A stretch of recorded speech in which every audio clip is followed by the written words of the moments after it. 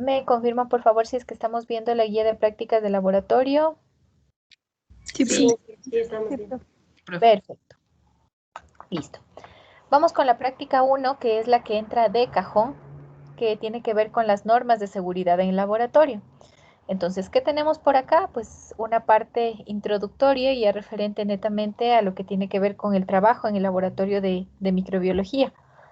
Normas básicas que las vamos a ir desarrollando nosotros mismos dentro de la experiencia, aún cuando no ha sido esta presencial, pero la experiencia en cuanto al conocimiento que ya tenemos de la parte práctica del laboratorio. ¿Cuáles son los objetivos que se han planteado? Como objetivo general, pues el conocimiento de las normas de seguridad y bioseguridad en el laboratorio de microbiología y específicamente identificar los principales riesgos tanto biológicos como químicos que puedan existir y aprender sobre la metodología de trabajo en este laboratorio. ¿De acuerdo?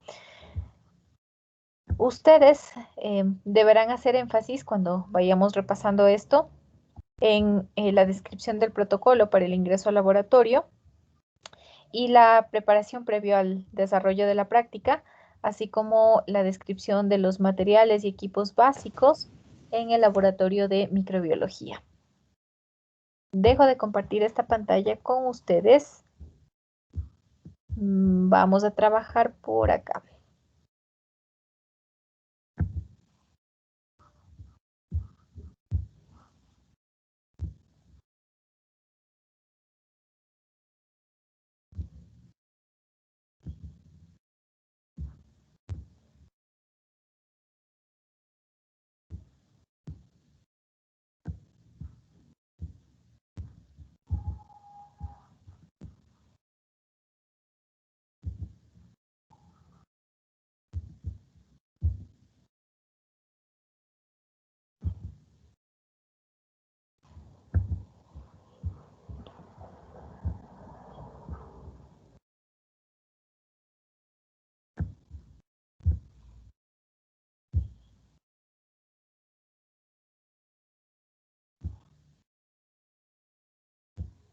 Listo. ¿Me confirman, por favor, si es que estamos visualizando ya las imágenes?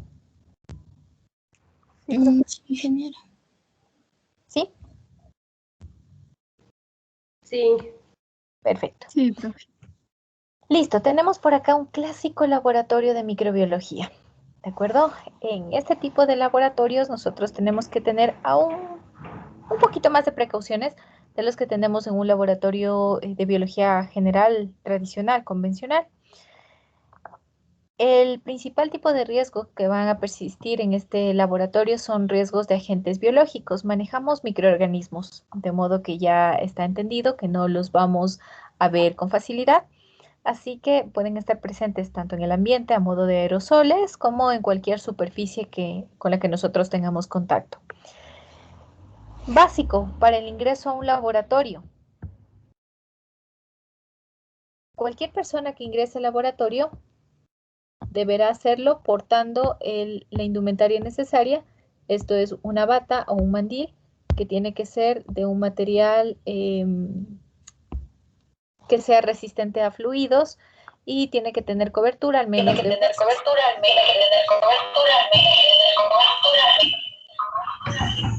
ayudan apagando los micrófonos.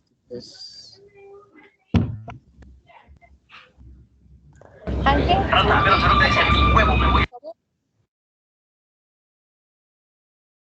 Gracias, Ángel. Voy a retomar. Les había mencionado que en el ingreso al laboratorio lo básico es la indumentaria, así que el mandil o bata tiene que ir de cajón. Este tiene que ser de una tela antifluidos que debe cubrirnos en su totalidad brazos y si es posible incluso alcanzar a cubrirnos parte de las piernas. Personas con cabello largo tienen que ingresar con el cabello recogido, no largo definitivamente. Si es que portamos accesorios como tipo relojes, aretes y demás, estos tendrían que ser aretes sumamente cortos, no aretes ni accesorios grandes, voluminosos, nada de anillos. ¿Ok? Mientras menos cosas portemos, mucho mejor, porque así reducimos las superficies que vayan a tener contacto, que puedan tener contacto con estos agentes biológicos. El calzado tiene que ser un calzado cómodo, no se admite tacones por seguridad. Cuando nosotros ingresamos a un laboratorio, no lo vemos acá, no lo vemos aún en la imagen, pero en nuestro ingreso al laboratorio previamente ha habido un sector en el que ya hemos depositado todas nuestras pertenencias. Tiene que haber un ingreso y entre el ingreso y propiamente el laboratorio hay un espacio, vamos a decir que es este espacio que está por acá. Vamos a decir que ese es nuestro espacio que viene a ser como el cambiador que hay en los gimnasios, en donde nosotros tomamos nuestra bata, nos la colocamos y dejamos las pertenencias, todas nuestras pertenencias, porque la idea es llegar al área de trabajo con la menor cantidad de cosas posibles. Así que nosotros vemos dividido este tipo de laboratorios en islas. Cada uno de estos mesones que estamos visualizando, lo vemos por aquí, vamos a decir que es un mesón 1, está un segundo, hay 3 islas por aquí, son nuestras islas de trabajo que tienen superficies para ir colocando el material que estemos manipulando y también tiene sitios en los que podemos ir colocando algunos instrumentos que sean pequeños. Luego va a haber un espacio alrededor, lo vemos hacia la parte izquierda, nosotros aquí nos fijamos, hay un espacio en el que por lo general se suele acumular los equipos que ya son de mayor tamaño. ¿Cuál es la forma de trabajo? Nosotros debemos acostumbrarnos a que llegando al laboratorio es importante desinfectar esa superficie sobre la cual vamos a trabajar. No nos interesa si es que nos entregan el laboratorio recién higienizado. Puede ser que nos corresponda trabajar a primera hora del día y que por lo tanto podríamos asumir que ese laboratorio esté impecable. Aún así, como regla general, lo importante es limpiar, tener una buena asepsia de la superficie de trabajo. ¿Cuál será el líquido, el compuesto, el desinfectante más general que se suele aplicar en estas superficies para limpieza previo al trabajo?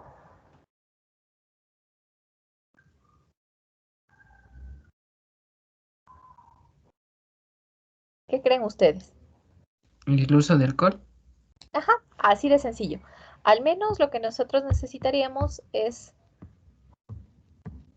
la limpieza de las superficies con alcohol de 70, no el de 96, porque vamos a trabajar con lámparas de alcohol o con mecheros, así que no queremos que eso se incendie.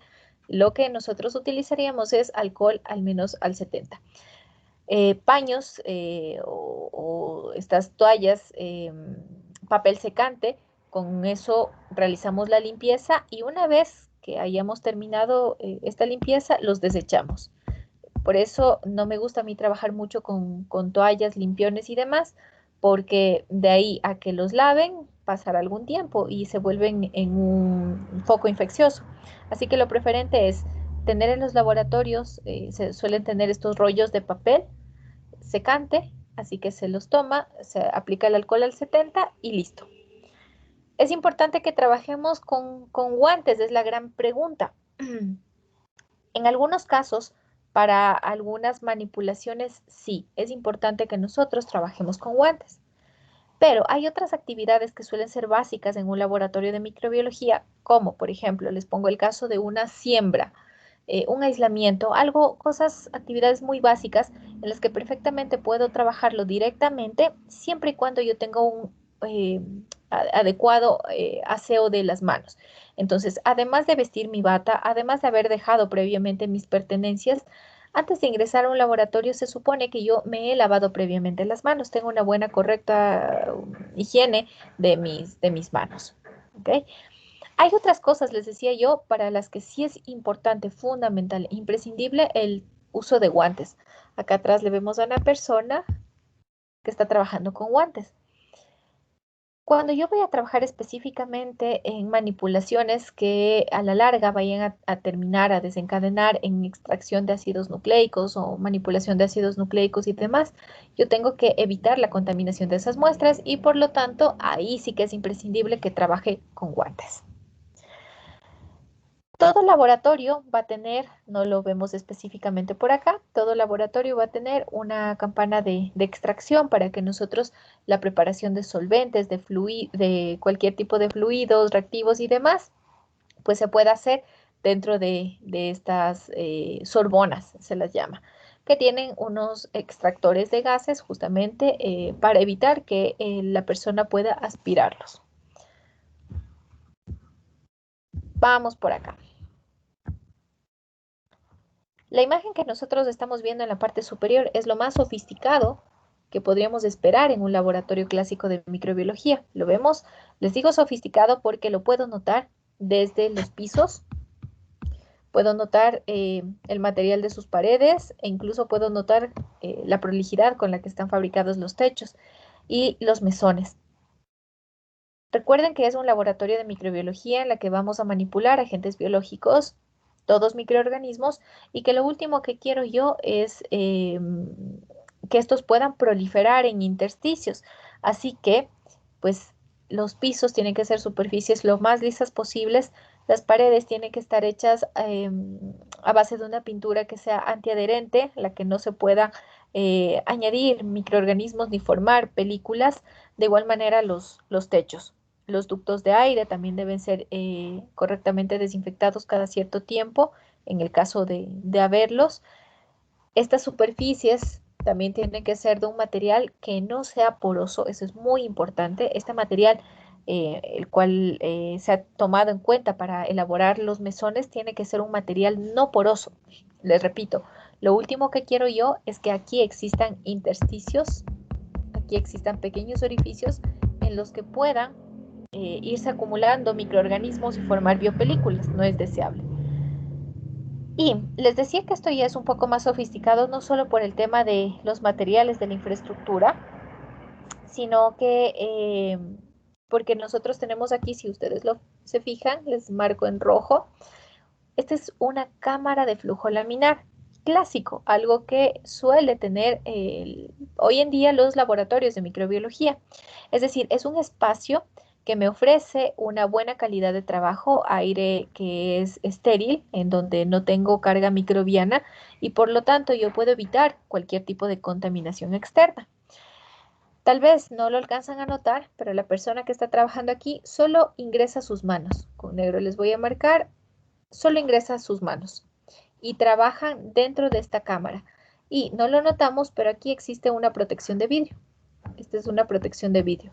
Es una mampara de vidrio que se baja para que justamente quede lo menor expuesta posible y solamente se permita que las manos sean las que ingresen a elaborar cualquier tipo de proceso que nosotros requiramos.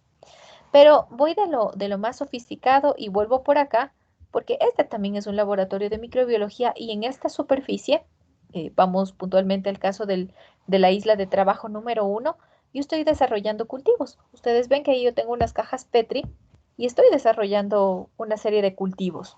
¿Ok? Varias personas, de hecho, los clásicos laboratorios de docencia pueden hacerlo aquí. ¿Cómo se compara el nivel de trabajo que tengo en la imagen 1, que es la que estábamos viendo, con la imagen 2, que es lo más sofisticado? Por lo general, los laboratorios de docencia tienen que recibir a un gran número de estudiantes y de ahí que se utilicen básicamente islas en las que todos los estudiantes deban trabajar.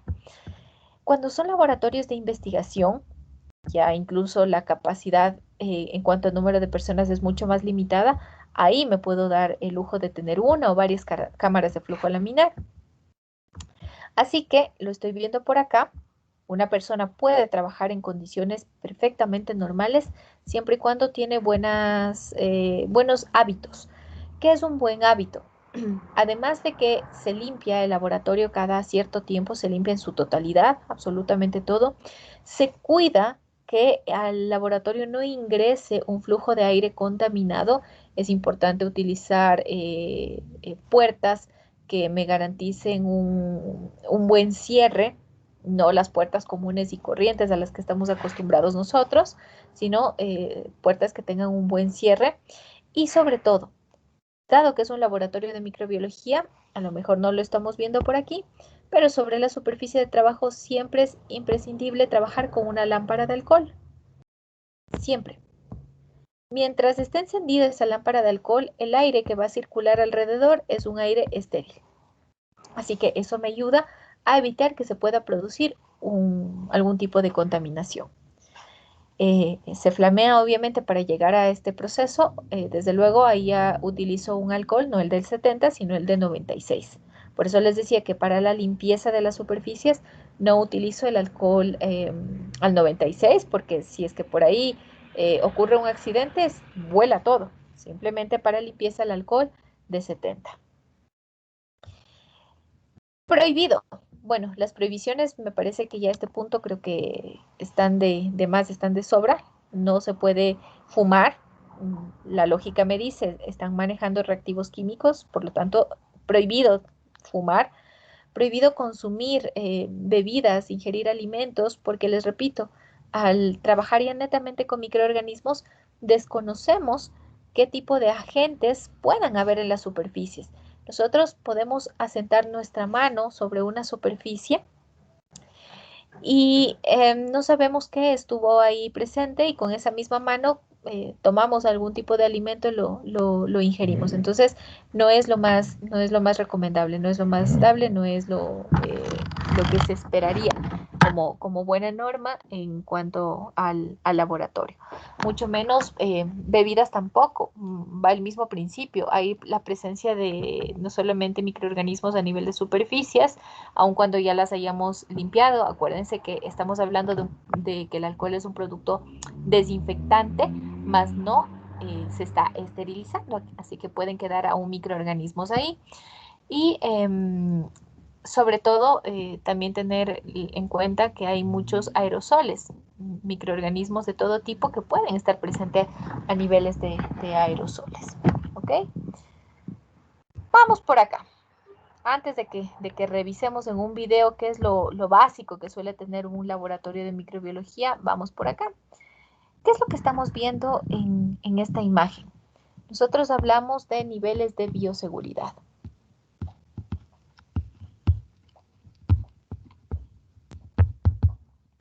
¿Cuántos niveles de bioseguridad se tiene para los laboratorios?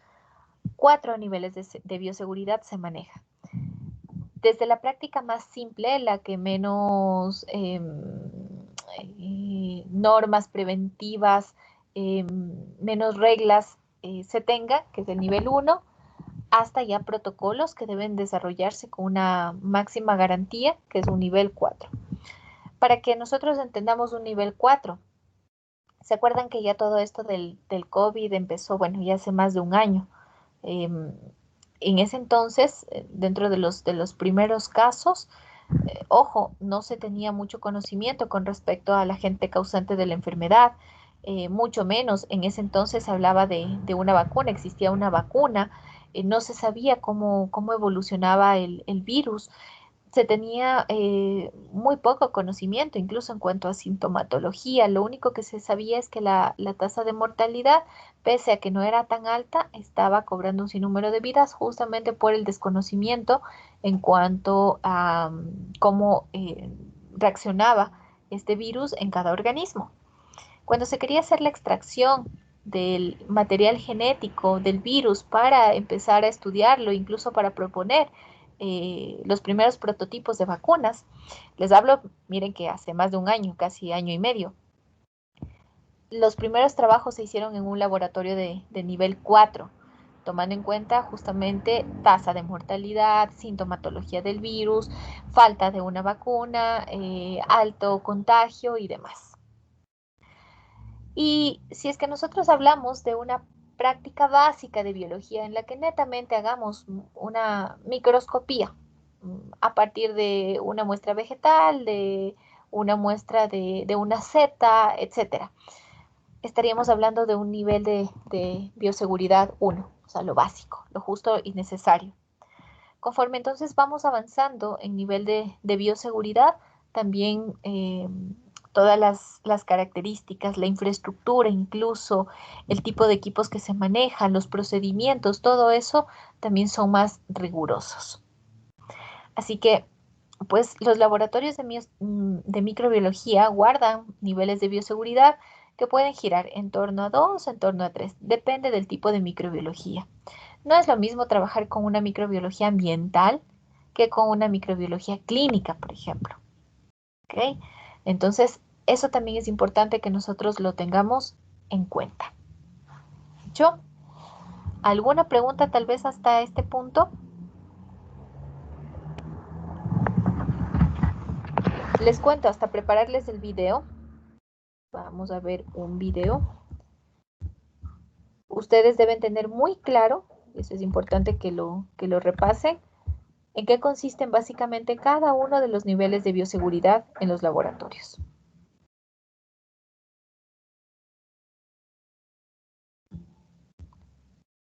Les coloco el video.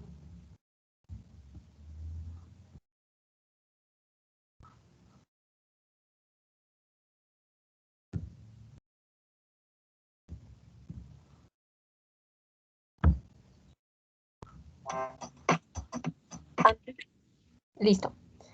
¿Me confirman, por favor, si es que estamos visualizando ya el video? Sí, profe. Sí, Perfecto. profe. Vamos, lo vamos a ir viendo conmigo. Quiero, bueno, no sé, yo en algunas ocasiones me han dicho los estudiantes que no tienen ningún problema con audio, en otras ocasiones me dicen que suelen tener problema con audio, ven la imagen, pero no escuchan eh, lo que se explica. Voy a activar de momento el audio y les voy a preguntar si es que todo va bien, si es que ustedes están escuchando y si no, pues les voy explicando yo. ¿Ok? Voy a activarles el audio. Me comentan, por favor, si es que pueden ir a escuchar.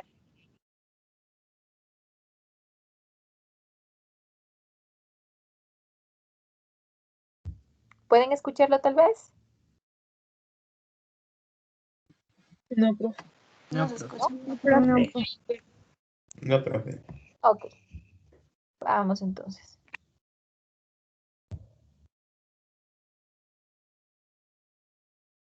Está silenciado Ahora el de sí, YouTube. yo mismo lo silencié para hacerles la pregunta, pero estuvo activado mientras les ejecutaba el laboratorio. Profe, pero cuando recién compartió sí se escuchaba. ¿Pudieron escucharlo? Déjenme ver si es que lo intentamos nuevamente, ¿ok?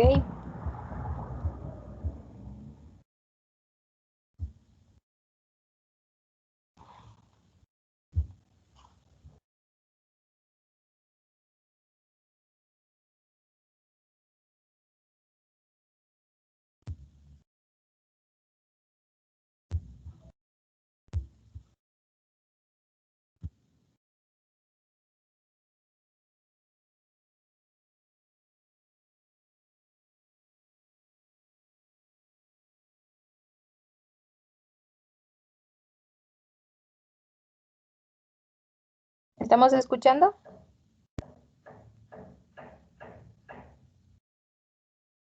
Chicos, no sé si es que estábamos Ya no escuchando. se escucha.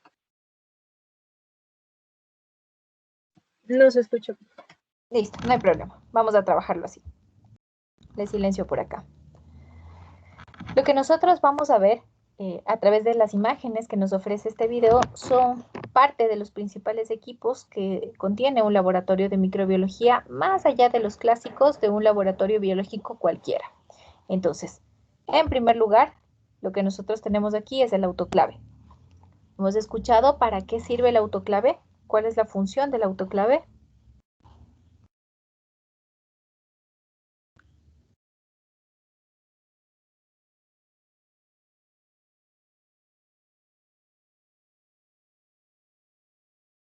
¿No?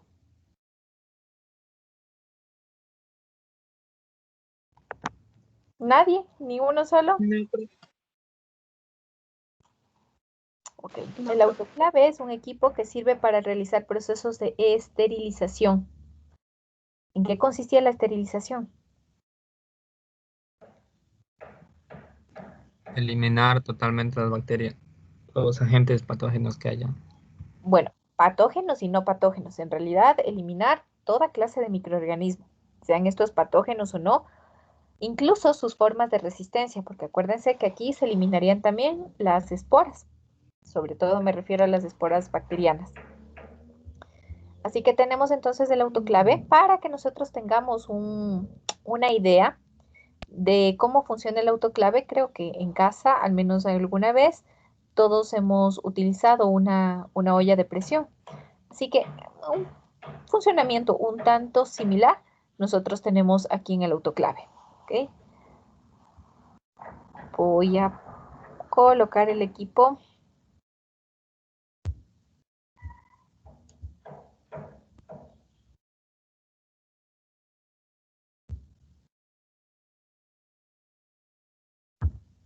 Aquí.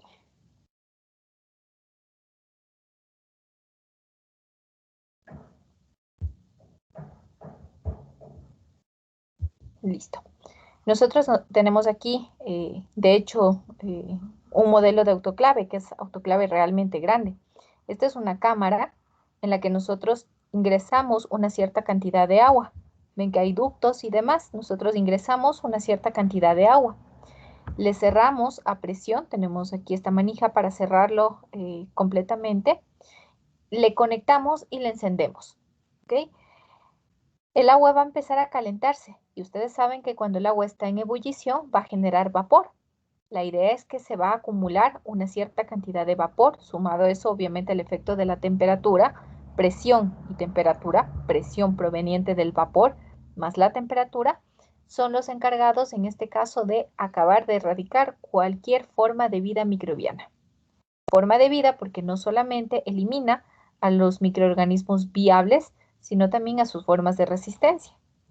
Entonces, dependiendo del tipo de esterilización, nosotros manejamos ciertos valores estándares. En este tipo de esterilización que se llama por calor húmedo, porque se basa su funcionamiento en el ingreso de agua, nosotros esterilizamos cuando la temperatura ha alcanzado los 121 grados centígrados. Para ese entonces se habrá generado tal cantidad de vapor de agua que estemos hablando de al menos una atmósfera de presión. Y el proceso de esterilización en sí tarda 15 minutos. Les repito, una vez que se ha llegado a esas condiciones de 121 grados centígrados a una atmósfera de presión, el tiempo de esterilización tarda 15 minutos. Posterior a estos 15 minutos, nosotros podemos apagar el equipo. Y el apagado del equipo no solo implica que vayamos a presionar un botón, sino que recuerden que esto, les decía, se parece a una olla de presión porque en el interior hay vapor de agua, hay una gran cantidad de vapor de agua y por lo tanto eso se convierte en un riesgo. Así que yo no puedo pretender abrir automáticamente la compuerta. Bueno, y de hecho estos equipos vienen con ciertos mecanismos de seguridad que aun cuando yo quisiera abrir, impedirían su apertura. Así que lo que yo tengo que hacer es empezar a desalojar el vapor. Existe otra perilla que me permite empezar a desalojar el vapor para que obviamente disminuya la presión. Por eso les decía que funciona como una olla de presión en donde nosotros tenemos que desalojar el vapor y cuando se desaloja el vapor, ahí recién abrimos. Es lo mismo por acá. No es el único tipo de esterilización, pero sí es el más común que llevamos a cabo en el laboratorio. ¿Qué tipo de materiales se esterilizan? Bueno, va de todo. Material de vidrio, obviamente, tiene que ser un vidrio especial, vidrio Pyrex básicamente. Eh, Indumentaria, la ropa puede ser esterilizada, desde luego, claro que sí. Lo único que no esterilizaríamos es material termosensible. Alguna vez me pasó, han visto las cajas Petri, no las de vidrio, sino las de plástico. Tuve estudiantes que habían ingresado al autoclave cajas plásticas, ya se imaginarán ustedes cómo salieron, ¿no? Totalmente derretidas. Material termosensible no se ingresa a este tipo de proceso de esterilización. Para ese tipo de material existen otras alternativas distintas, ¿de acuerdo? ¿Qué es lo que nos dice la norma lógica? La norma nos dice, es mejor que en un laboratorio existan dos tipos de autoclaves. Eso sería lo óptimo. Uno para la esterilización de material sucio, cajas Petri que ya no las vaya a utilizar, a las que ya he revisado los microorganismos que crecieron, tengo que esterilizarlas. Ropa, ropa de trabajo, por ejemplo, también que puede estar contaminada, la puedo esterilizar a través de este equipo, pero también debería tener un autoclave que me permita esterilizar el material limpio. Todo lo que yo voy a necesitar para una práctica de laboratorio, previo a una práctica de laboratorio. Lo que es material limpio debería esterilizarse por separado, de ser posible en otro equipo. Si no es posible en otro equipo, si es el único autoclave que yo tengo en ese laboratorio, lo hago por tandas, ¿no? Pero nunca se me va a ocurrir combinar la esterilización de material sucio con material limpio. Eso nunca. Puede ser que falle el autoclave, me han preguntado los estudiantes. Claro, efectivamente, puede ser que haya una falla, algún daño en cuanto al autoclave. ¿Cómo compruebo yo eso? Existen pruebas en donde yo tranquilamente puedo esterilizar un medio de cultivo al que no le agregue ningún inóculo y se supone que si el medio de cultivo fue debidamente esterilizado, en él no debería crecer nada. Pero si saliendo del autoclave y aparentemente estando esterilizado crece en él microorganismos, es que no estuvo bien dado el proceso de esterilización, algo está fallando. ¿Okay? Vemos aquí la perilla con la compuerta, la que se cierra. Vemos, bueno, este ya es un autoclave realmente grande. Este es el barómetro, nos mide la presión. Les decía que la esterilización se da a 121 grados centígrados, una atmósfera de presión. Cuando empezamos a desalojar el vapor, ya cuando ha terminado el proceso de esterilización, vamos a ver cómo la guía también va a ir bajando hasta que se quede en cero. Cuando queda en cero, se desactivan las seguridades del equipo y se puede abrir la compuerta. Ok, tenemos aquí las configuraciones. Hay autoclaves que son automáticas, semiautomáticas. Hay las otras que ni lo uno ni lo otro, sino son manuales 100%.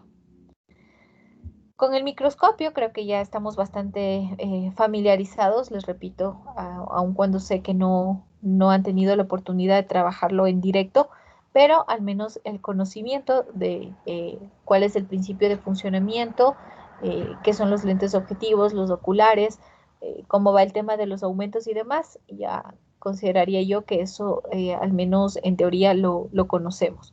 Entonces es básico la presencia de un microscopio en un laboratorio de microbiología, porque cuando yo quiero caracterizar un microorganismo, una de las primeras características que debo analizar es la microscopía. No solamente las características macros, sino también las microscópicas. Y por eso justamente la idea de tener aquí este microscopio óptico. ¿Con qué lente se hace la visualización, por ejemplo, de bacterias?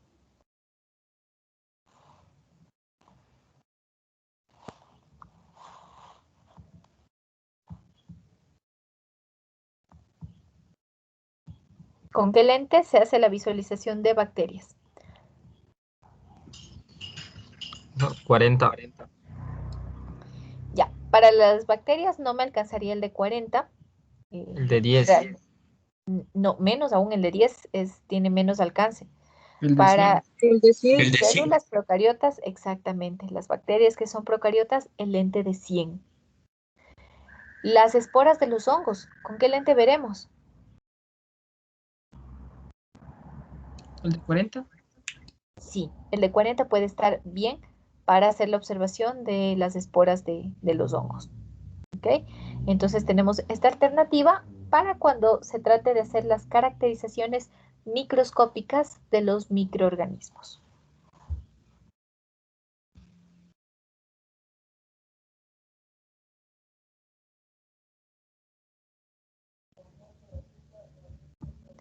Vamos con la incubadora. ¿Para qué se utilizan las incubadoras? Para los cultivos. Perfecto. Cuando yo realizo un cultivo, cuando yo quiero desarrollar el cultivo de un microorganismo in vitro, que es en laboratorio, necesito proveerle de todas las condiciones necesarias para que se desarrolle. No solamente tiene que ver los factores nutricionales, sino ya cuestiones o factores ambientales como la temperatura. Un parámetro físico-químico es de hecho la temperatura. Así que el equipo que me ayuda a proveer de un cierto rango térmico es la incubadora. Nosotros les tenemos aquí, tenemos un modelo de incubadora. Quisiera que noten, por favor, vamos por atrás, les retrocedo un poquito.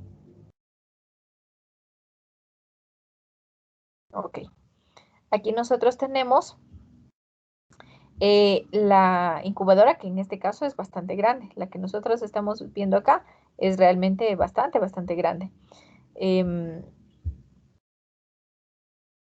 Vemos las dos compuertas, pero lo que quisiera que noten es que una vez que se abren estas compuertas, nosotros nos encontramos con unas placas de vidrio. Es decir, que internamente nosotros tenemos otras puertas más que son las de vidrio, porque este es un aislante térmico y se trata de salvaguardar el calor, de evitar que se disipe. Por eso la idea de tener adicional estas compuertas de vidrio. Y aquí al interior nosotros guardamos nuestros cultivos. Ven cómo está tomando una caja Petri. Está sacando esa caja Petri y por lo general les comento, vuelvo por acá, que al menos un laboratorio debería tener 2 incubadoras. En un laboratorio se deberían manejar al menos 2 incubadoras. Los principales microorganismos con los que se trabaja en laboratorios son bacterias y son hongos.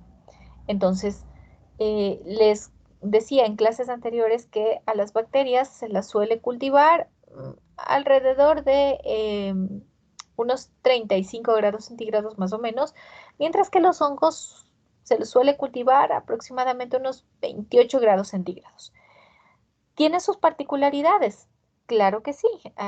Hay hongos que se cultivan a 20 o crecen mejor a 25 grados. Hay bacterias que les va mejor a unos 37 grados. Existen particularidades.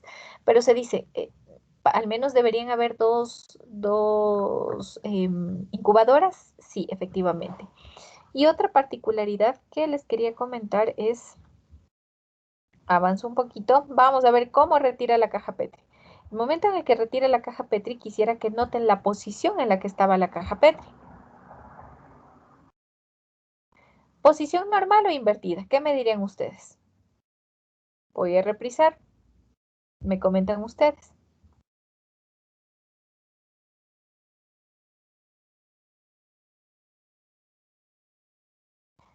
¿Cómo estuvo la caja Petri? ¿Cómo la sacó, la extrajo de la incubadora? ¿Estuvo en posición normal o estuvo invertida esa caja Petri?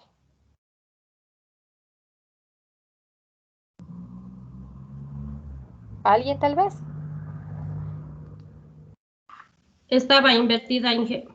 Perfecto, estaba invertida. Muy bien. Les podría ya decir que a ciencia cierta, este se trataba de un cultivo de hongos. Un cultivo de hongos porque la caja está en posición invertida. A los hongos se los incuba de esa manera. Y es que nosotros, miren, tomemos en cuenta que aquí vamos a manejar temperaturas de aproximadamente 25 o más grados centígrados. Y en los medios de cultivo, en la elaboración, en la preparación, está inmersa agua. Por lo tanto, se puede dar una evaporación. Cuando choca con la tapa de la caja, vamos por acá, cuando el vapor choca con la tapa de la caja, se condensa y yo no quiero que esas gotas de agua dañen mi cultivo, no quiero que caigan sobre mi cultivo. Por lo tanto, en el caso específico de hongos, se les incuba de manera invertida, se les pone en posición invertida, en el caso de los hongos. No así en el caso de las bacterias. Así que cuando ustedes vean en un laboratorio una caja invertida, automáticamente ya podrán darse cuenta de que se trata de hongos. ¿Estamos?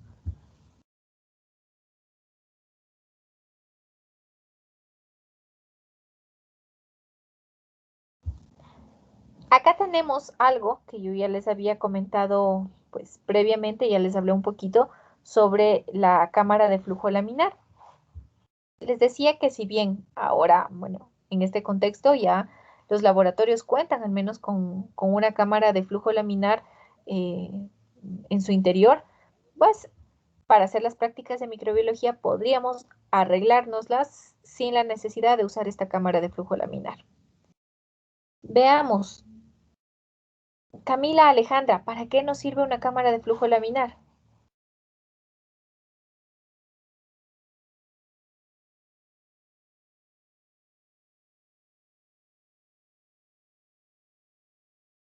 Camila Alejandra.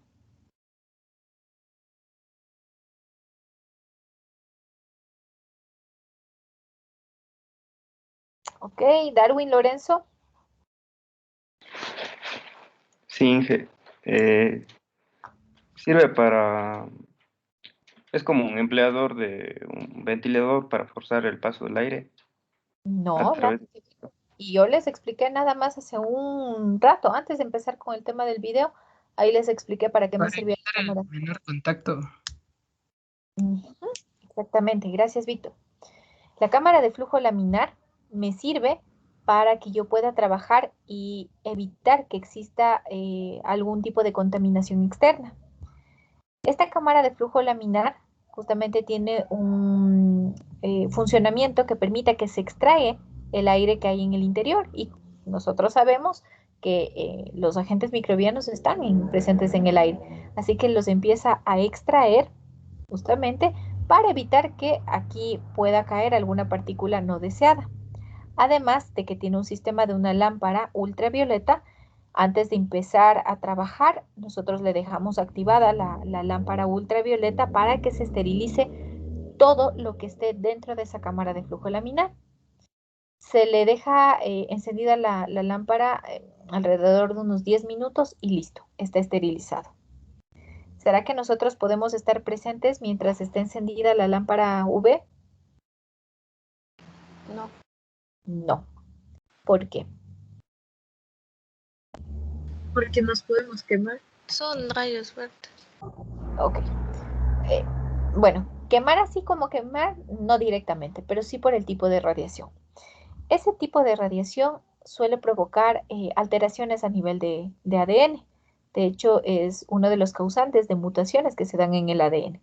Entonces, el personal que vaya a trabajar, lo único que hace es colocar o encender el botón para que se active esa lámpara y listo. Espera afuera que pasen esos 10 minutos y luego simplemente ingresará a apagar, nada más. Entonces, les decía, la persona que está trabajando solamente coloca sus manos hacia el interior. Aquí desarrolla todo su protocolo y ven que está esta presencia de mampara de vidrio, que nosotros la bajamos al máximo posible para evitar el ingreso de aire. De todos modos, les decía que aquí se va extrayendo ese aire para evitar que se contamine todo el material con el que yo estoy trabajando de esta manera. ¿Y qué pasaba, Homero David? ¿Qué pasaba si es que yo no tengo en mi laboratorio una cámara de flujo laminar? Yo les decía que puedo trabajar. Si no tengo la cámara de flujo laminar, puedo trabajar. ¿Cómo trabajo? ¿Qué condiciones puedo tomar en cuenta para trabajar?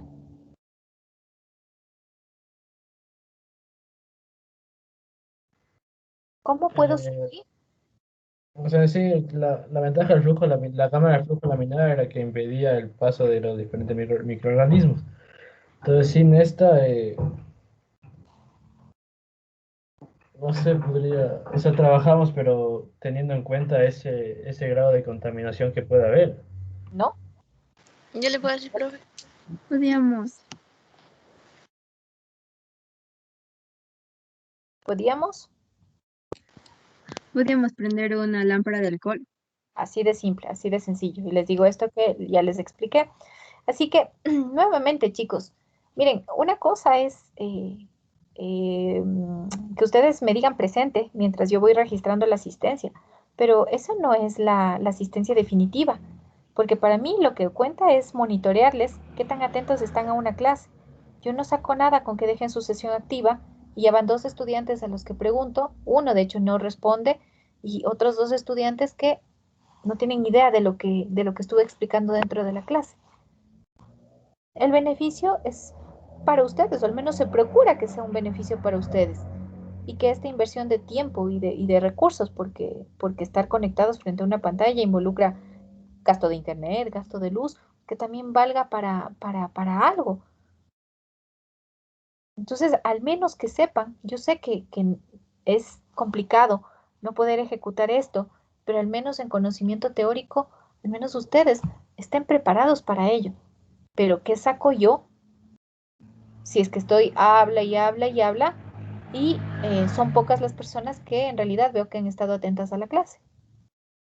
Yo les había dicho, miren, lo que se espera, lo que se ve en los laboratorios en la actualidad es que efectivamente, pues nosotros contemos con un espacio en el que tengamos nuestra cámara de flujo laminar, que es el equipo que nos permite trabajar con la mayor seguridad posible, evitando que exista contaminación. Perfecto. ¿Qué pasa si no tengo el presupuesto para comprar una cámara de flujo laminar? Sin embargo, quiero hacer prácticas de microbiología básica. ¿Puedo? Claro que sí. Si no tengo el monto necesario para adquirir este equipo, al menos lámparas de alcohol o mecheros, puedo tenerlos. Así que, si no tengo una cámara de flujo laminar, esta misma práctica que está haciendo esta persona puede desarrollarse en las cercanías a una lámpara de alcohol encendida.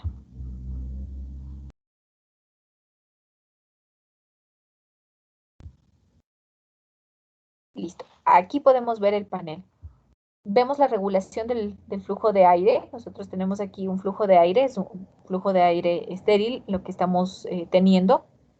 Acuérdense que se va filtrando, vamos filtrando cualquier tipo de partículas que exista en el aire. Nosotros tenemos el botón de encendido apagado. Obviamente vamos a necesitar que haya la presencia de una luz. Vamos a necesitar que se active el paso de corriente, porque muchas veces en el interior, dependiendo del tipo de práctica, por ejemplo, necesitamos trabajar con una bomba al vacío. Y esa bomba al vacío necesita tener una conexión, una toma. Así que yo puedo activar el paso de corriente para que se conecte esa bomba. Y desde luego vamos a tener nosotros una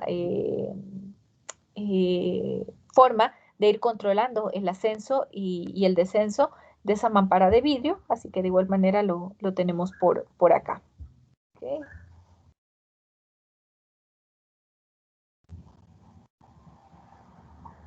Contador de colonias.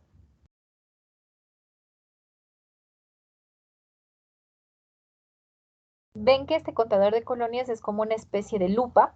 Básicamente se basa en eso, es una especie de lupa. Y tiene acá una base que cuenta con una serie de cuadrículas. Me ayuda o sirve de guía para que yo pueda contar cuántas colonias se van generando, cuántas se van desarrollando tras la incubación. Me van a decir que habrá ocasiones en las que ustedes no necesitan de ese contador de colonias porque bien pueden verlas, visualizarlas de forma directa. Cuando las colonias tienen un tamaño adecuado, es así, efectivamente. No van a necesitar de ningún dispositivo de aumento.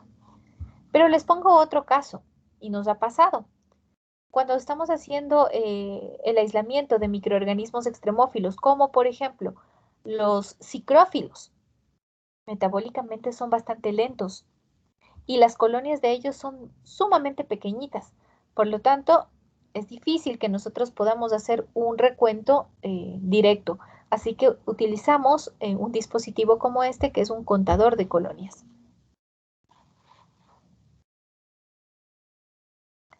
Las placas Petri. Las placas Petri que están presentes tanto en material de vidrio como en material plástico me sirven para hacer el cultivo de microorganismos, pero en sólido. Porque acuérdense que el medio de cultivo que se deposita aquí es una especie de gelatina que tiene todos los nutrientes necesarios para que el microorganismo pueda desarrollarse. ¿Okay?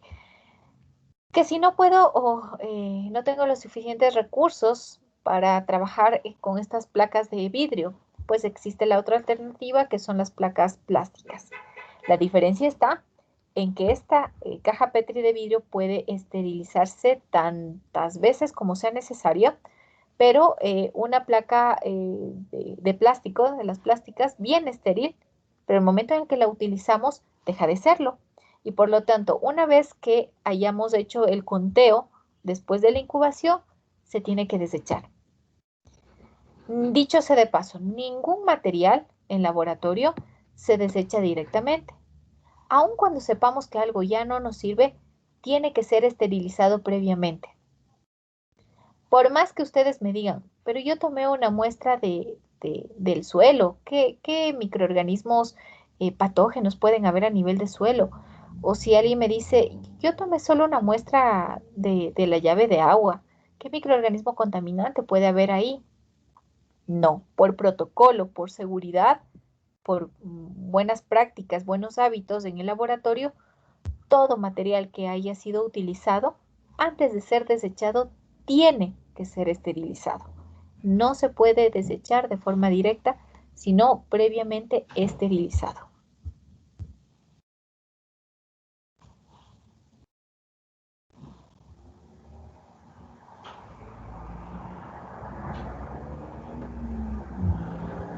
Aquí les estamos viendo a las placas Petri, les estamos viendo volteadas con los agares. Nosotros le llamamos agar al medio de cultivo que está en estado sólido. Cuando está en estado líquido le llamamos caldo.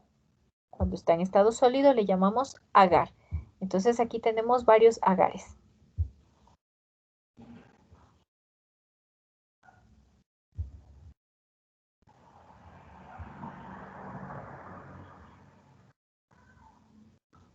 El asa bacteriológica o asa de cultivo. Las hay de dos tipos. Las hay con este cabezal que es circular y hay el asa de cultivo que es recto. ¿Para qué me sirven? Pues para tomar una muestra de un cultivo e inocular, es decir, colocarlo en otro medio de cultivo.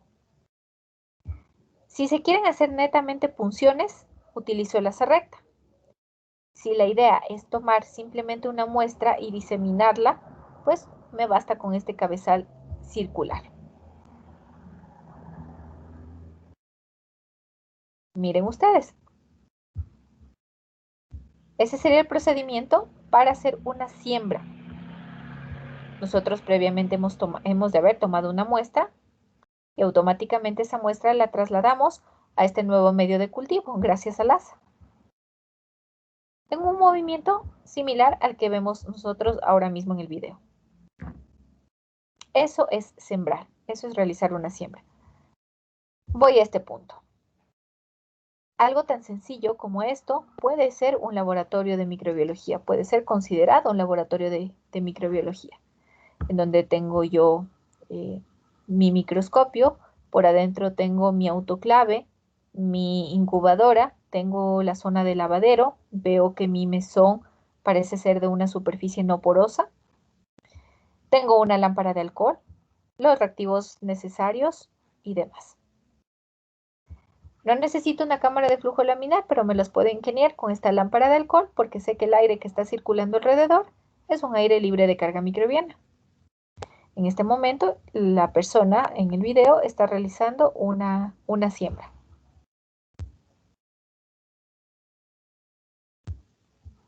Y listo. Ahora sí. Preguntas que tengan ustedes, por favor. Profe, disculpe, ¿para qué usábamos las asas? Las asas para siembra. Puede ser tomar una muestra de cualquier organismo y transportarlo a otro medio de cultivo, o puede ser simplemente una punción, y para eso está el asa recta. Cuando veamos justamente el capítulo, la unidad de cultivo de microorganismos, ahí hablaremos de la diferencia entre estos dos tipos de asas, pero sirven específicamente para realizar siembras. Gracias, profe. Listo, Vicky. ¿Más preguntas?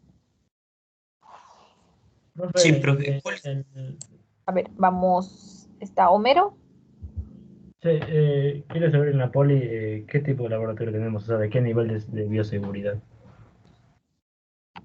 Bueno, determinados, identificados propiamente niveles de bioseguridad, no.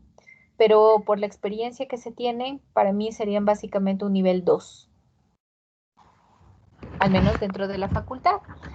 No sé cómo están las cosas en medicina. Les mentiría si es que les digo que he visitado el laboratorio de microbiología de medicina, porque no he ido por allá. Y no sé qué tipo de prácticas están realizando ellos, pero en lo que corresponde a lo nuestro, sería un nivel de bioseguridad 2, básicamente. Ya, profe, gracias. Listo, Mero. Y me iba a preguntar algo también, Pablo. Parece. Sí, profe, ¿cuál es la razón para invertir la caja PET? Ya, les decía que nosotros debemos considerar que esa gelatina, que es del medio de cultivo, se preparó con agua. Ahora, eso, sometido a como mínimo 25 grados, 28, 35, en algunos casos, me genera vapor. Y lo que pasa cuando el vapor llega a la tapa es que se va a condensar. Y yo no quiero que esas gotas caigan sobre mis hongos que están creciendo, sobre todo las formas filamentosas.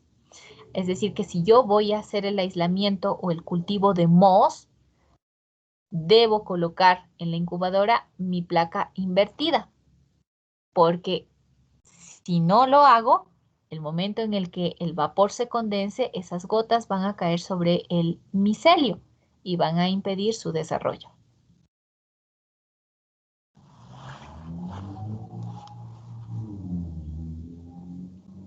Más Gracias, preguntas. profe. Profe, el agar era para hacer cultivos sólidos.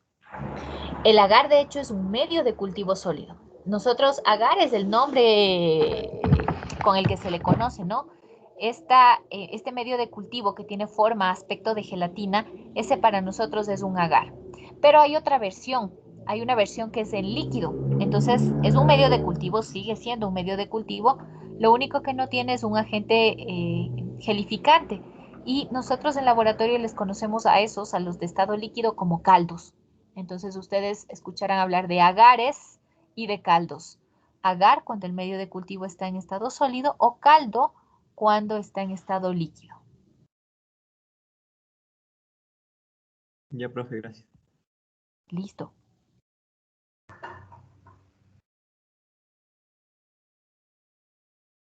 ¿Más preguntas que tengan ustedes tal vez?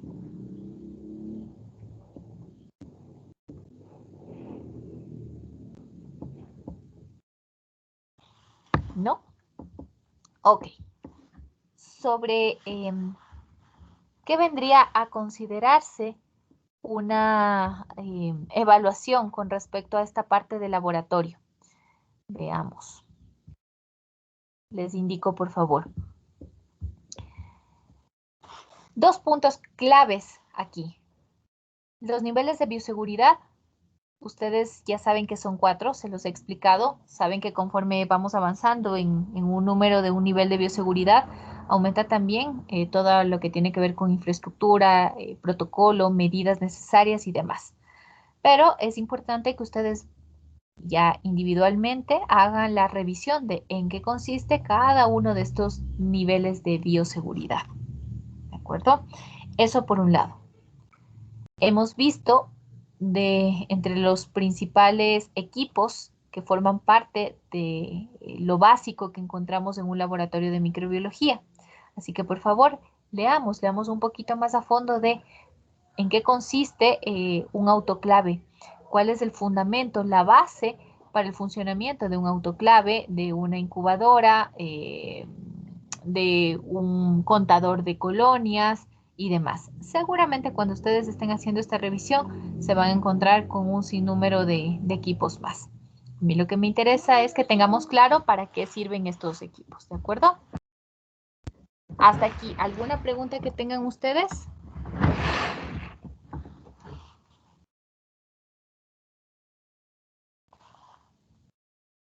¿No? No, pero Ok, dos cosas entonces. No, La profe. primera, tener claros los niveles de bioseguridad, en qué consiste cada uno. La segunda, el funcionamiento, para qué se usan, cuál es el fundamento que tiene cada uno de los equipos básicos de un laboratorio de microbiología. Hay cosas puntuales que yo les he explicado y en lo que he insistido, por ejemplo, si no tengo una cámara de flujo laminar, ¿cómo me las ingenio para asegurar condiciones asépticas durante mi trabajo? Les he explicado cuál es el protocolo de una esterilización en cuanto a temperatura, la presión, cuántos minutos se considera para esterilizar, ese tipo de cosas que ya yo mismo me he encargado de comentárselos durante esta clase. ¿De acuerdo? Listo. Eso es lo que tendríamos que tener claro que se va a evaluar. De aquí sería para la próxima semana. Estamos hablando de que esta evaluación iría para el 15, justamente para el 15. Y si no estoy mal, me parece que para el 16, al siguiente día, ya tendríamos que rendir la evaluación de las unidades. Permítanme, por favor, les verifico. A ver, veamos.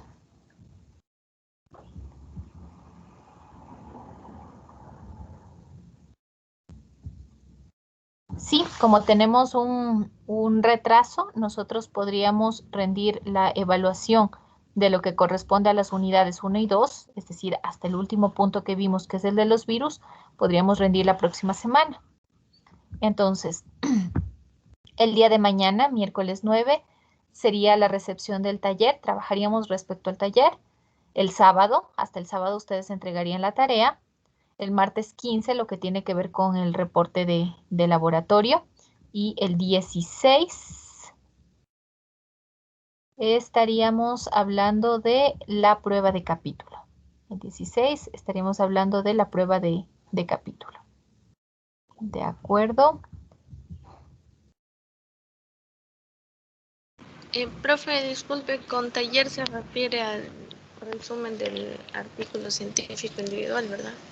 No, un taller es grupal. Taller es lo que les había encargado, los temas que les había pedido que trabajemos para el día de mañana.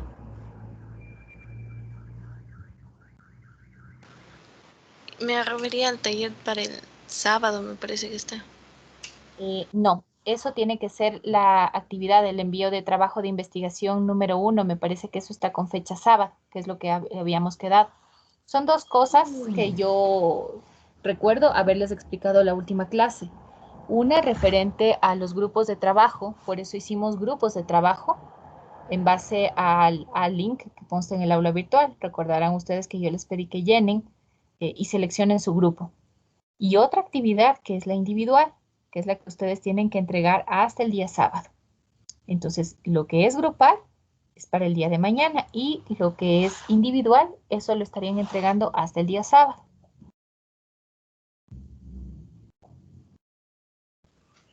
Profe, disculpe, ¿hay algún límite de hojas para el reporte de laboratorio o le hacemos así libremente?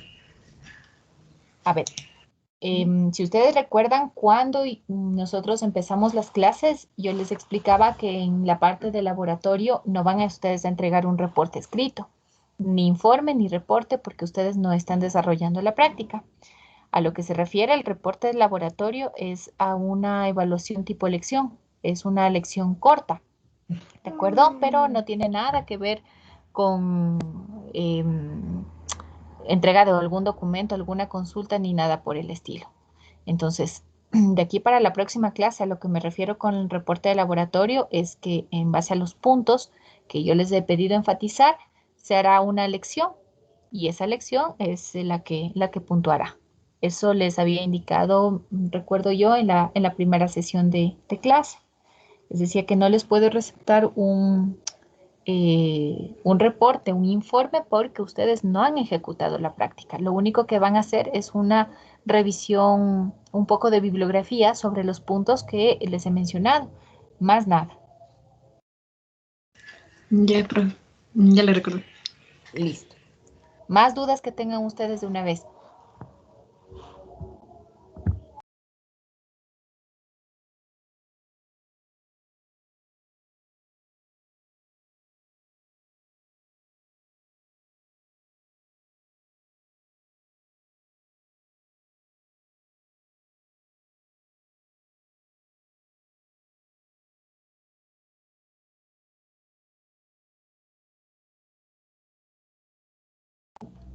¿Dudas, chicos? ¿No hay nada más? ¿Todo está claro?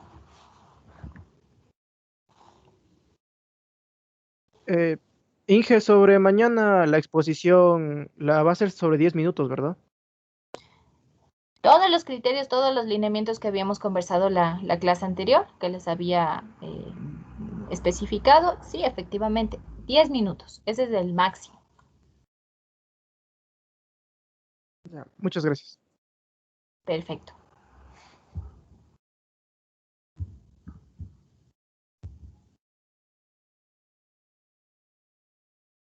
¿Alguna otra duda de pronto, chicos?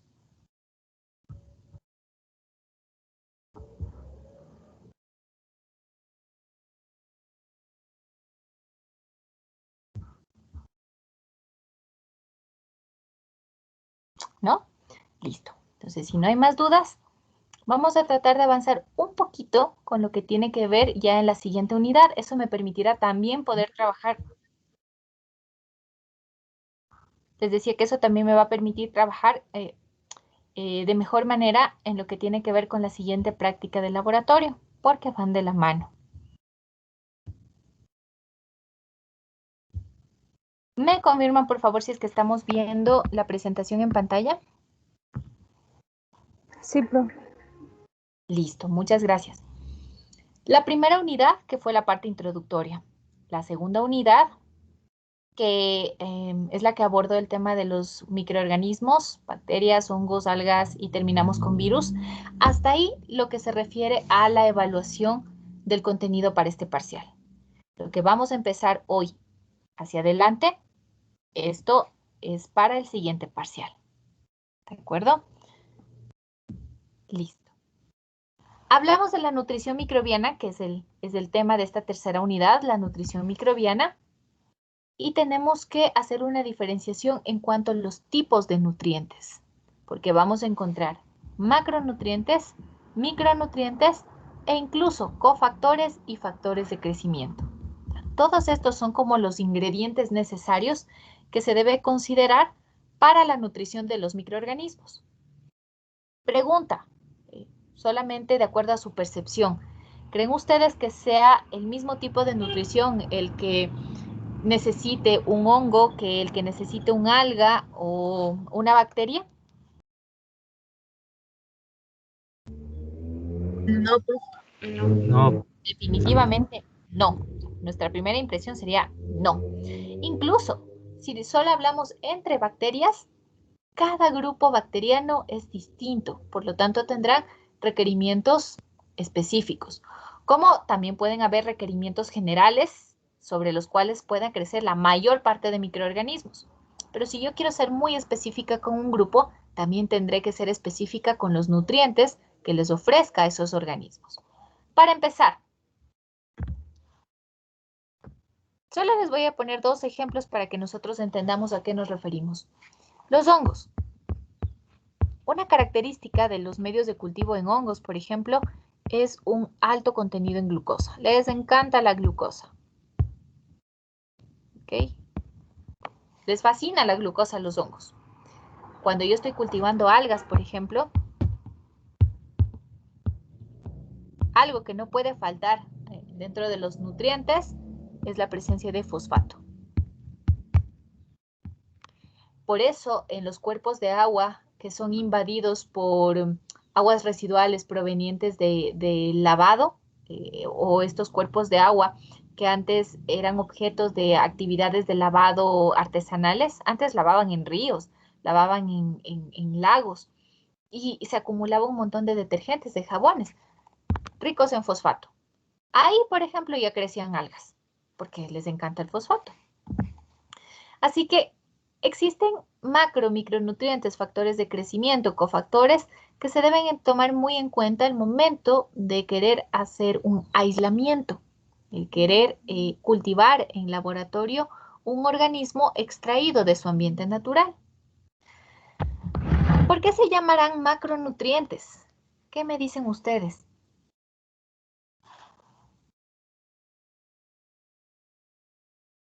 Porque son como los principales.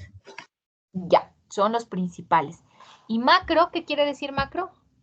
Moléculas grandes, quizás. Más Moléculas grandes. complejas. Ya, grandes. Quiere decir que estos son los que entran en mayor proporción. Micronutrientes en menos proporción. Y ya vamos a ver qué características tienen los cofactores y los factores de crecimiento. ¿De acuerdo? Entonces, estos macronutrientes son los que entran en mayor proporción. Y sobre todo, unos que los vemos aquí señalados, como el carbono, como el nitrógeno como el fósforo, como el azufre. ¿A qué les recuerda esto? Carbono, nitrógeno, fósforo y azufre. A los chon. Perfecto. ¿Y qué eran esos?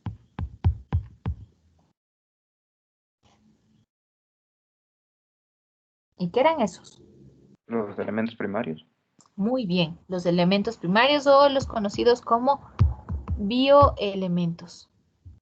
¿Se acuerdan? Los bioelementos. Entonces, podríamos tomar caso por caso e ir leyendo la función celular, pero yo les puedo resumir.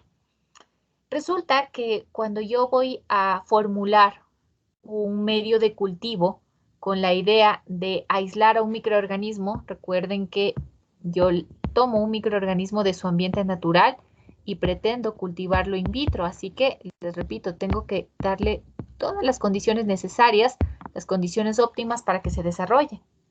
Yo tengo que proveerle de ciertos elementos y todos ellos, en su mayoría, son bioelementos.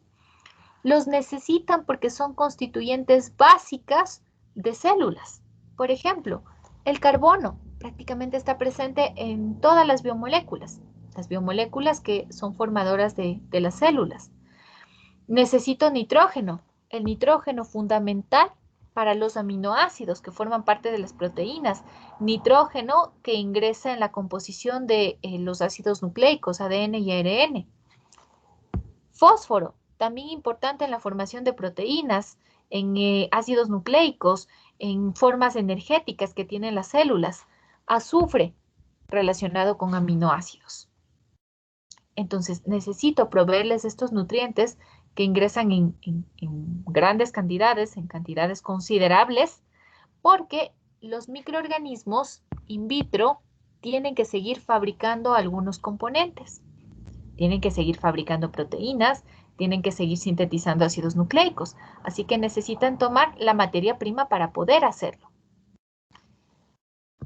Hidrógeno y oxígeno.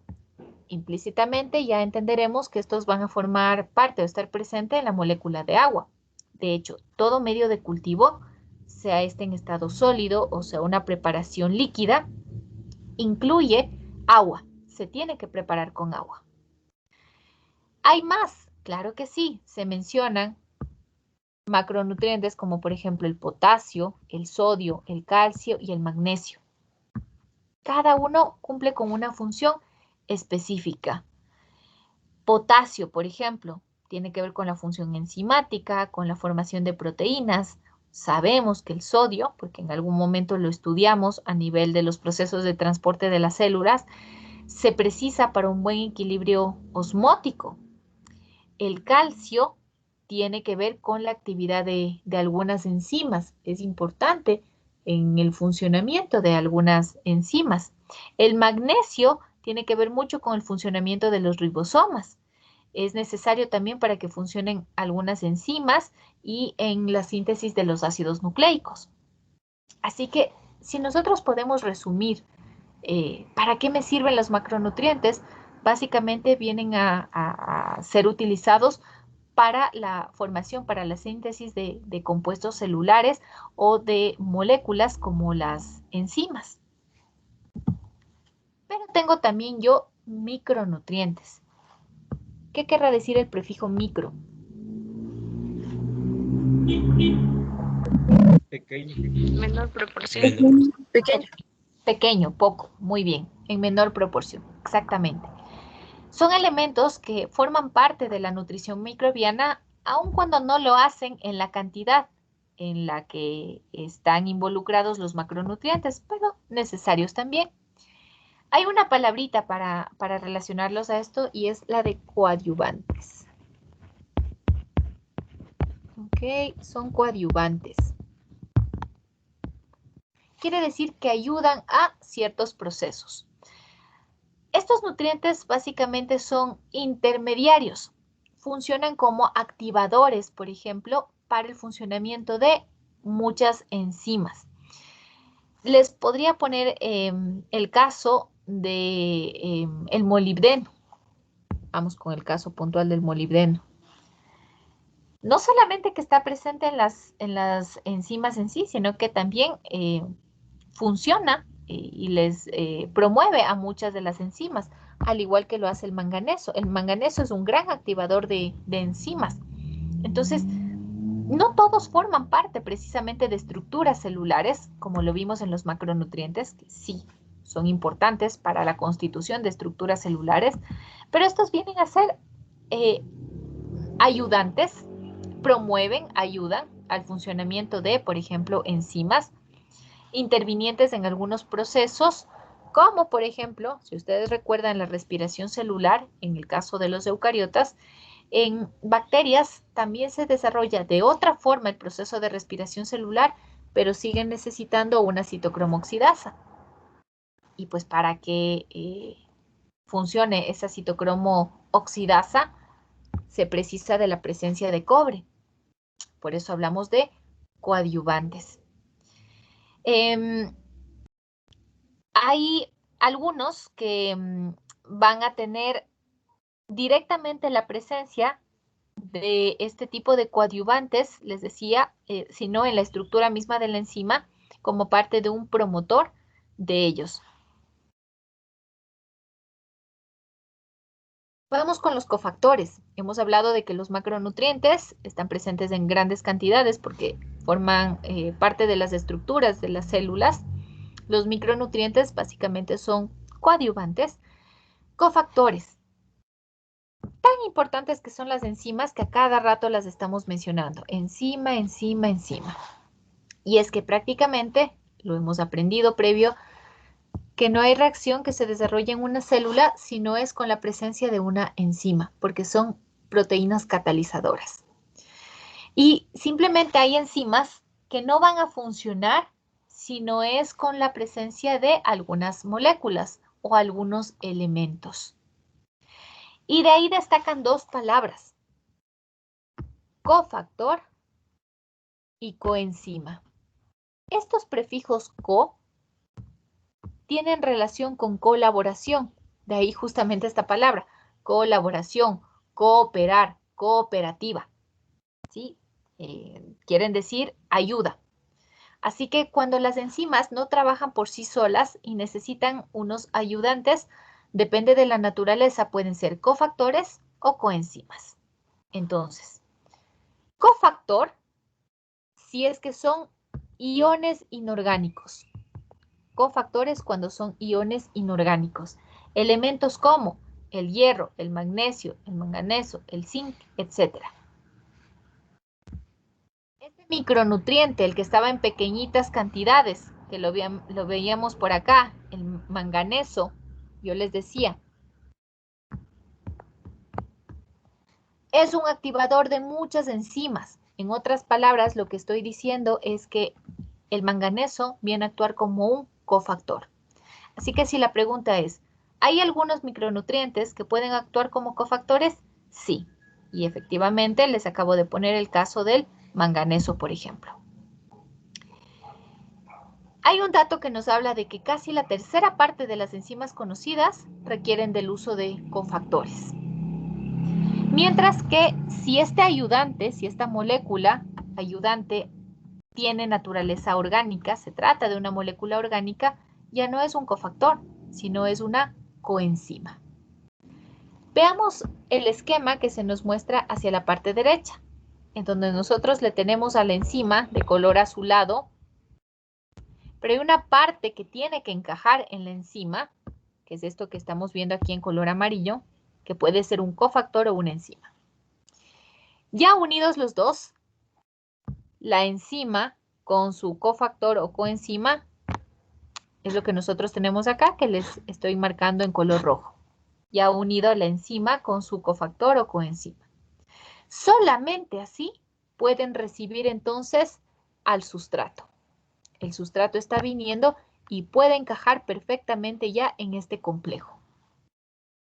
De lo contrario, si nosotros quisiéramos que ingrese el sustrato y no tuviéramos este cofactor o esta coenzima, este espacio de aquí quedaría vacío y simplemente no se podría ejecutar la reacción.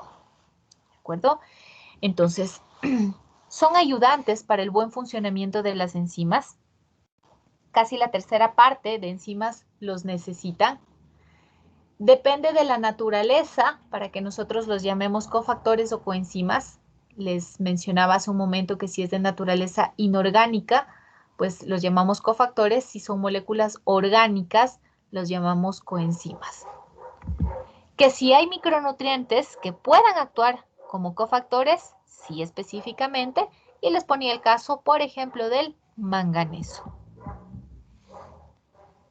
Además de que debemos tomar en cuenta macronutrientes, micronutrientes, cofactores y coenzimas para la nutrición de los microorganismos, también se deben tomar en cuenta los factores de crecimiento.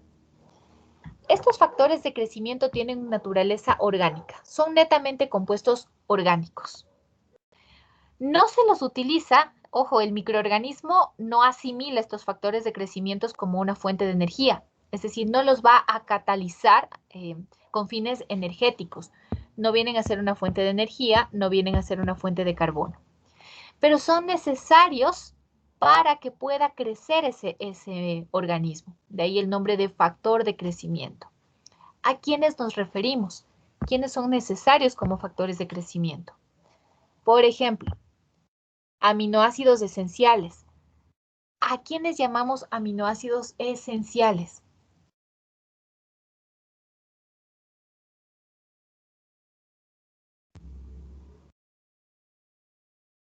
¿Por qué se llaman aminoácidos esenciales? Porque tenemos que ingerirlo. Perfecto.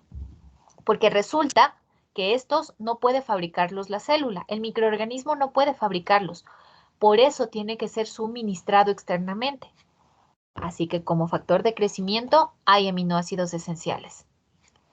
Bases nitrogenadas, tanto púricas como pirimídicas. Sí, efectivamente, hay microorganismos que los necesitan para su crecimiento. No todos, estamos hablando de casos particulares. Vitaminas. ¿Se acuerdan que hace un rato decíamos que si el ayudante de la enzima tiene naturaleza orgánica, se conoce como coenzima? Pues bien, hay algunas vitaminas que vienen a actuar como coenzimas o precursores de coenzimas. Y estos nombres que vemos acá, esto de tiamina, biotina, piridoxina, todos esos son nombres de vitaminas. ¿De acuerdo? Entonces vienen a ser las veces de coenzimas. Casos puntuales. Vamos a hablar de una ausotrofía y prototrofía. Empecemos por el primer caso. ¿Qué se pone en consideración? Por ejemplo, si una bacteria no tiene la capacidad de sintetizar un aminoácido a partir de metabolitos esenciales, para esa bacteria, ese aminoácido se convierte en un factor de crecimiento. Como lo vimos en el listado, en la parte principal, ahí están los aminoácidos esenciales. Como no los puede fabricar, para esa bacteria se convierte en un factor de crecimiento. Si la bacteria es capaz de sintetizar ese factor de crecimiento, particularmente si fuese capaz de sintetizar ese aminoácido, sería una bacteria protótrofa. De lo contrario, el caso de arriba es una bacteria ausótrofa. ¿Qué creen ustedes que se vea más? Bacterias, puntualmente el caso de bacterias, ¿ausótrofas o protótrofas?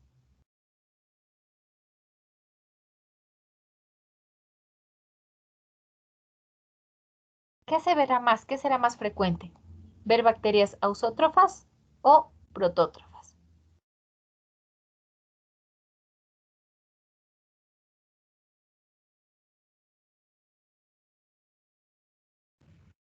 Los protótrofos. ¿Será fácil que puedan sintetizar factores de crecimiento? No, la mayor parte de bacterias son ausótrofas. ¿Ok? Algunas particularidades. Vitaminas como la A, la D, la E. ¿Qué son esas? ¿Liposolubles o hidrosolubles?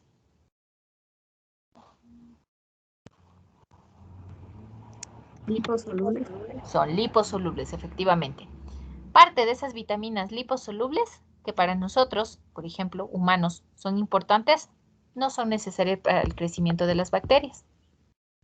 Pero Todas las vitaminas hidrosolubles, salvo la vitamina C, esas sí se necesitan para las bacterias.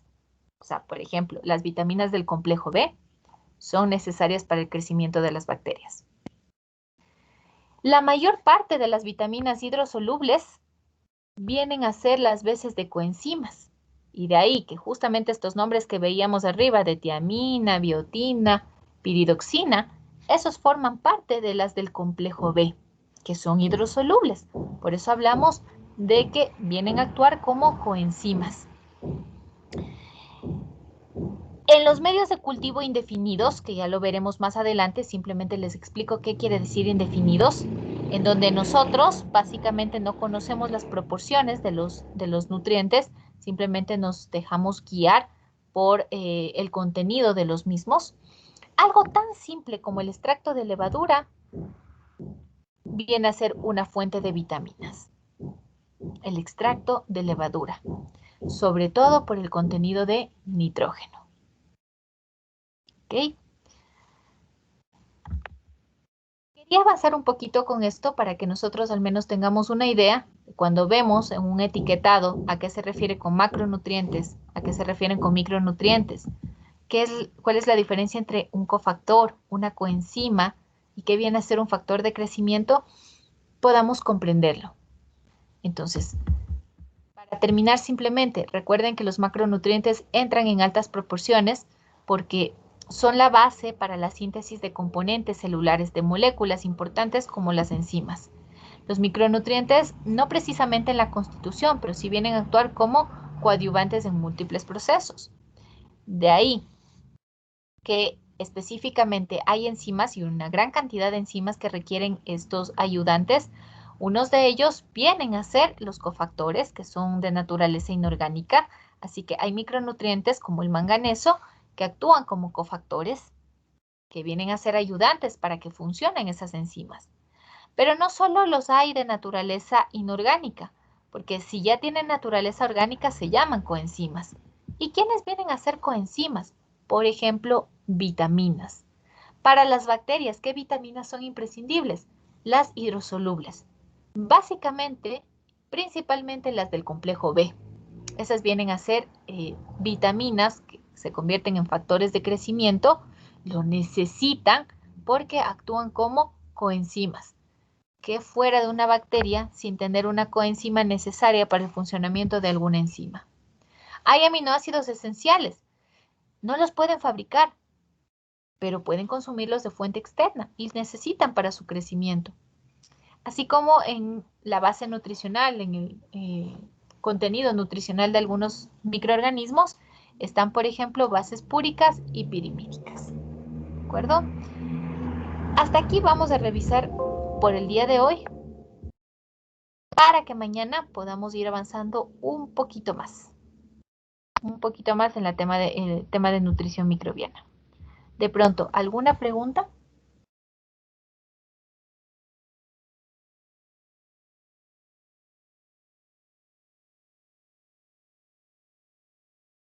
No, profe. Listo, chicos. Si no hay entonces preguntas, pues simplemente agradecerles y con ustedes nos estaríamos escuchando el día de mañana. Que tengan